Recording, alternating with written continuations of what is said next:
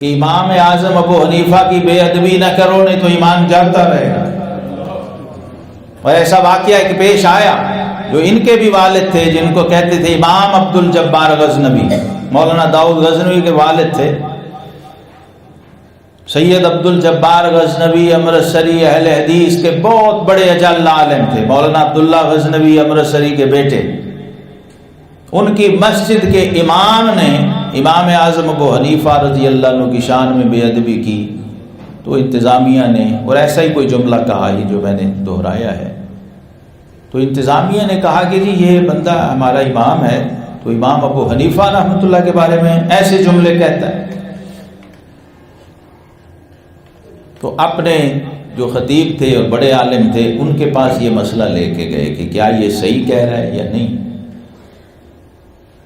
تو مولانا عبد الجبار غزنوی نے کہا کہ اس شخص کو اس مسجد سے نکال دو، یہ عنقریب مرتد ہو جائے گا۔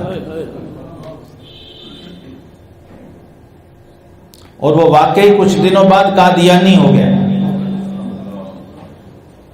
تو وہ اہل حدیث حضرات جن کو ممبر سے یہ بتایا جاتا تھا کہ اللہ کے نبی کو بھی علم غیب نہیں، وہ سارے حیران ہو کے اپنے عالم دین کے پاس آ کے کہنے لگے کہ حضرت صاحب آپ کو کیسے پتا چلا کہ یہ مرتد ہو جائے گا؟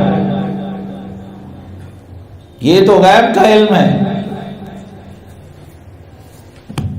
تو انہوں نے کہا مجھے نہیں پتا تھا، میں نے تو صحیح بخاری میں حدیث قدسی پڑھی ہے کہ من عاد لی ولیا فقد اذنتہ للحرب۔ اللہ نے فرمایا کہ میرے ولی کے ساتھ جو بغض رکھے گا میرا اس کے ساتھ اعلان جنگ ہے، اور فرمایا اللہ جس سے جنگ کرے سب سے پہلے اس کا ایمان چھینتا ہے۔ تو میں امام ابو حنیفہ کو اللہ کا ولی مانتا ہوں، اس نے جب بے ادبی کی تو میں سمجھ گیا اس کا ایمان جاتا ہے۔